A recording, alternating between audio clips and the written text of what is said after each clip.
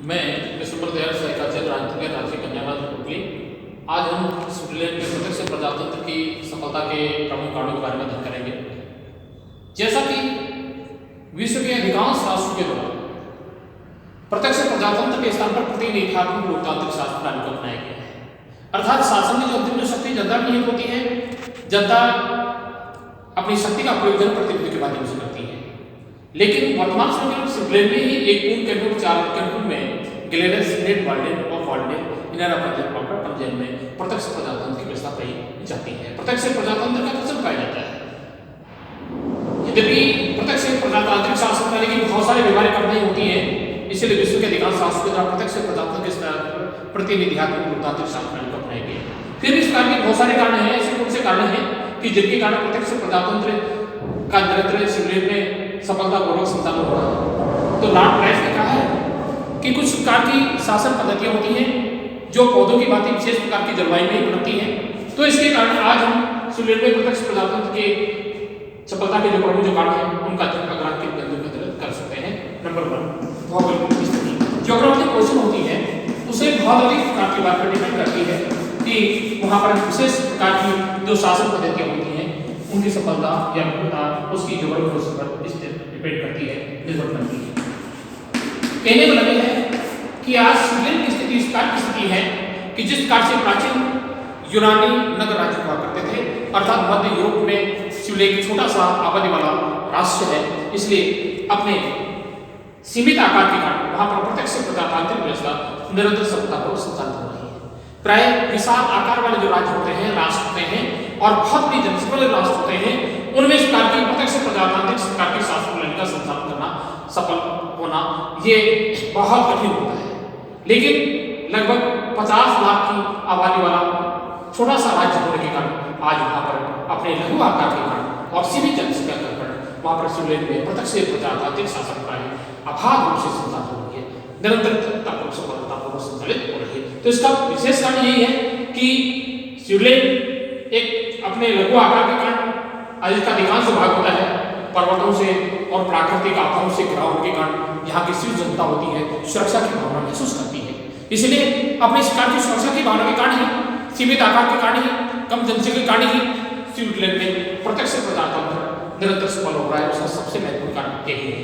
तो भौगोलिक स्थिति पर भी डिपेंड करता है, किसी प्रकार की शासन पद्धति की सफलता होती है, ये शासन पद्धति विफलता होती है तो अपने सीमित आकार के कारण, अपनी कम आबादी के कारण, अपने लघु आकार के कारण और एक छोटा सा राज्य होने के कारण, छोटे से देश होने के कारण और देश की प्राकृतिक प्रवृत्तियों के माध्यम से प्राकृतिक आपदाओं के कारण होने के कारण ही स्विट्जरलैंड में प्रत्यक्ष प्रजातंत्र सफलतापूर्वक संचालित हो रहा है।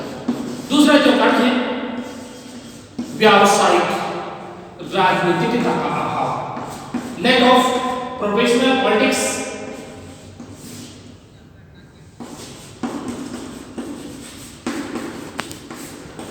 कहने का यह है कि जहां अन्य राष्ट्रों में जिस प्रकार से भारत, ब्रिटेन, अमेरिका में राजनीति को एक व्यवसाय के रूप में, एक कारोबार के रूप में अपनाने की कोशिश जाती है, कहने का यह है कि प्राय प्रतिनिधित्वात्मक लोकतांत्रिक शासन प्रणाली वाले राष्ट्रों में राजनीतिक दलों के द्वारा अपने जोशले भाषणों के माध्यम से जनता को सरकार के विरुद्ध भड़काने की कोशिश की जाती है और राजनीति को दूषित करने का प्रयास किए जाते हैं।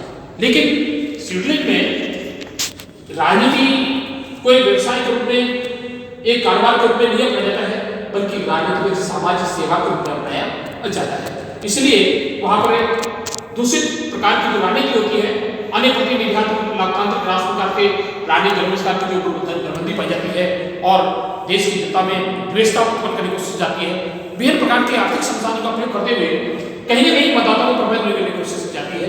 लेकिन यहाँ पर राजनीति को एक जनसेवा का साधन माना जाता है, वहाँ पर व्यवसाय के रूप में राजनीति को देखा जाता है। यही कारण है कि लोग राजनीति के प्रति बहुत अधिक गंभीर होते हैं। वे देश के हितों के बारे में, राष्ट्र के हितों के बारे में गंभीरतापूर्वक सोचते हैं और विचार करते हैं। इसलिए उनका उद्देश्य टारगेट यही रहता है कि कहीं ना कहीं राजनीति के माध्यम से जनता की सेवा होनी चाहिए, समाज की सेवा होनी चाहिए। इसलिए व्यावसायिक राजनीतिकता का भौगोलिक कारण भी वहां पर प्रत्यक्ष प्रजातांत्रिक शासन प्रणाली अबाध रूप से संचालित होती है। तो अन्य प्रतिनिधित्व लोकतांत्रिक राष्ट्र में राजनीति को व्यवसाय में बनाया जाता है, इसलिए व्यावसायिक राजनीति राजनीतिकता के अभाव के कारण भी स्वीडन में प्रत्यक्ष लोकतंत्र निरंतर सफलतापूर्वक संचालित हो रहा है। तीसरा जो कारण है जनता का शिक्षित होना। कहने का मतलब यह है कि अन्य राष्ट्रों की तुलना में स्वीडिश जनता बहुत अधिक शिक्षित होती है। विशेष रूप से शिक्षित होने के कारण वह समझदार होती है और राजनीति के प्रति बहुत अधिक गंभीर होते हैं। उन्हें सदैव इस प्रकार की अपेक्षा रहती है कि आशा रहती है कि कोई ना कोई विधेयक विचार अनुमोदना उनके पास अवश्य आएगा और वे बढ़ चढ़ करके उस विषय के बारे में राय प्रकट करने की कोशिश करते हैं, अपने विचारों को संकल्प विनिमित करने की कोशिश करते हैं और राजनीति के प्रति बहुत अधिक गंभीर होते हैं। तो विशेष जनता की अधिकाधिक मात्रा में शिक्षित होने के कारण भी प्रतिनिधित्व लोकतांत्रिक शासन प्रणाली सफलतापूर्वक संचालित हो रही है। इस प्रकार की विशेष प्रकार के आरंभ के माध्यम से और प्रारंभिक सभाओं के माध्यम से जनता को कहीं ना कहीं इस प्रकार से अधिकाधिक मात्रा में थोड़े से राजनीति में भाग लेने का जो रुचि रहती है, इंटरेस्ट रहता है, उनमें जनता बहुत अधिक जागरूक होती है। जनता की जागरूकता के कारण ही और जनता के अधिकांश जनता के शिक्षित होने के कारण भी प्रत्यक्ष प्रजातंत्र निरंतर सफलतापूर्वक संचालित हो रहा है। अगला चौथा जो कारण की बात करते हैं केवल आर्थिक असमानता का अभाव। कहने का मतलब है कि जहां बहुत अधिक धनवान लोग होते हैं और बहुत अधिक गरीब लोग होते हैं और इस प्रकार की जो आर्थिक समानता होती है उस राष्ट्र में अधिकांश प्रकार की कुछ प्रकार की व्यापारिक घटनाएं होती हैं। लेकिन अन्य राष्ट्रों की तुलना में जिस प्रकार से भारत, पाकिस्तान, नेपाल, भूटान, श्रीलंका इस प्रकार के बहुत सारे राष्ट्र होते हैं, इनमें भयंकर बेरोजगारी होती है, दरिद्रता होती है, गरीबी होती है। इनमें बढ़ती हुई जो जनसंख्या होती है, बेरोजगारी होती है, तो कहने में होता है कि यहाँ पर धनवानों का धन निर्धन की दरिद्रता को नष्ट कर देता है। लेकिन स्वीडन में आर्थिक असमानता का अभाव आ जाता है, अन्य राष्ट्रों की तुलना में बहुत कम आर्थिक असमानता पाई जाती है। इसलिए यही कारण है कि आर्थिक विषमता के अभाव के कारण, आर्थिक असमानता के अभाव के कारण स्वीडन में प्रत्यक्ष लोकतंत्र निरंतर सफलतापूर्वक संचालित हो रहा है। अगला जो छठा जो कारण है राष्ट्रीय चरित्र। जनता का राष्ट्रीय जो चरित्र होता है उस राष्ट्रीय चरित्र पर भी डिपेंड करता है किसी राष्ट्र की जो प्रशासन की व्यवस्था होती है, प्रशासनिक जो व्यवस्थाएं होती हैं उनके संचालन करने के काबिल की जाती है, उन पर डिपेंड करती है। कहने पर यह है कि यहाँ की जनता बहुत अधिक सूझबूझ वाली होती है, धैर्यशील होती है, सहनशील होती है, एक दूसरे के विचारों का उन्हें आदर करने की प्रवृत्ति पाई जाती है। इसलिए वो किसी प्रकार की बात कर करके उनमें एक बहुत अधिक मात्रा में उत्तेजना नहीं पाई जाती है। इसलिए प्रबल देशभक्ति की जो भावना होती है, उनकी सूझबूझ होती है, राष्ट्र के प्रति वो लोग बहुत अधिक अवेयर होते हैं, बहुत अधिक जागरूक होते हैं।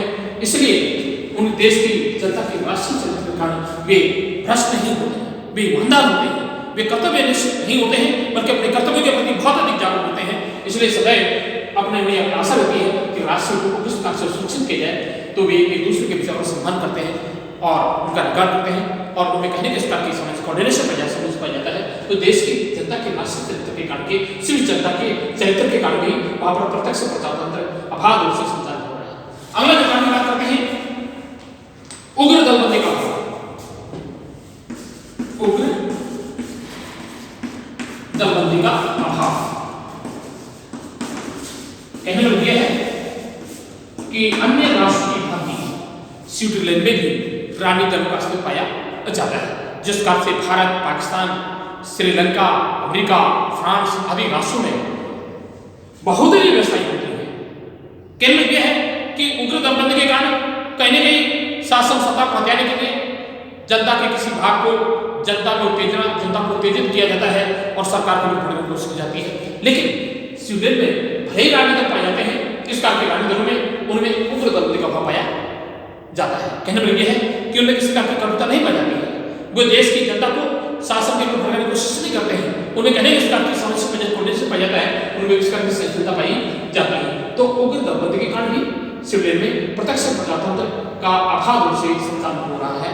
अन्य राष्ट्रों में जहां उग्र दलबंदी पाई जाती है, उनमें द्वेषता पाई जाती है, राजनीति करने के लिए आर्थिक संबंधों का दुरुपयोग किया जाता है, देश के धर्म के आधार पर, जाति के आधार पर, भाषा के आधार पर, क्षेत्र के आधार पर देश की जनता को भरने की कोशिश जाती है, अर्थात देश की जनता में दूषित राजनीतिक व्यवस्था करने की कोशिश की जाती है। लेकिन यहाँ पर इस प्रकार के पॉलिटिकल पार्टीज में राजनीतिक व्यवस्था के जो अवगुण पाए जाते हैं, इसका दोष पाए जाते हैं, इस प्रकार के दोषों का स्वीडन में अभाव पाया जाता है। तो यही कारण है कि देश के महत्व समय और धन की बर्बादी नहीं होती है और ये लोग राजनीति में बहुत अधिक गंभीर होते हैं, बड़े सूझबूझ वाले विषयों के बारे में बहुत अधिक विचार करते हैं। जब भी कोई विधेयक उनके पास अनुमोदनार्थ आता है, अर्थात जन्म संग्रह हेतु कोई विधेयक जब संघीय सभा के द्वारा उनके पास भेजा जाता है तो सब लोग बढ़ चढ़ करके उस राजनीतिक उस विधेयक के बारे में विचार विमर्श करने की कोशिश करते हैं और अपना पक्ष रखने की कोशिश करते हैं और अपनी राय रखते हैं, लेकिन वे किसी भी दलबंदी में इस प्रकार की गुटबंदी नहीं पाई जाती है, अर्थात उग्रवाद का भाव पाया जाता है। प्रकार की जो विचारधारा होती है,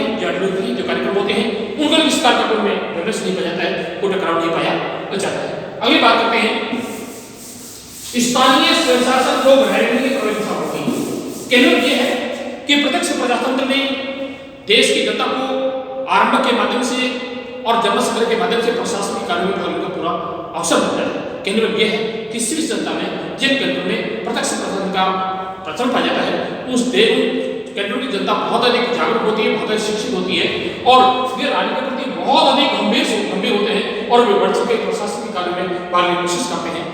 इसलिए उन्हें स्वशासन, स्थानीय स्वशासन को बनाए रखने में प्रबल इच्छा होती है, उनकी हार्दिक इच्छाएं होती हैं, वे चाहते हैं क्योंकि स्थानीय स्वशासन के माध्यम से उन्हें प्रशासन कार्य के बारे में महत्वपूर्ण विषयों के बारे में जानकारी मिलती है, अर्थात उन्हें आधिकारिक माध्यम में राजनीतिक प्रशिक्षण भी प्राप्त होता है, पॉलिटिकल ट्रेनिंग प्राप्त होती है, राजनीतिक प्रशिक्षण भी प्राप्त होता है। इस राजनीतिक प्रशिक्षण काल भी वे प्रत्यक्ष प्रजातांत्रिक व्यवस्था होती है उनको बनाए रखना चाहते हैं, उन्हें किसी प्रकार का परिवर्तन करना नहीं चाहते। तो स्थानीय स्वशासन के पारस्परिक जो लाभ की स्थिति होती है उसके कारण भी जनता विस्तार की भावनाएं पाई जाती हैं। और अगली बात की जाती है धर्म, जाति और भाषा के आधार पर उनमें किसी प्रकार का कोई टकराव नहीं पाया जाता है।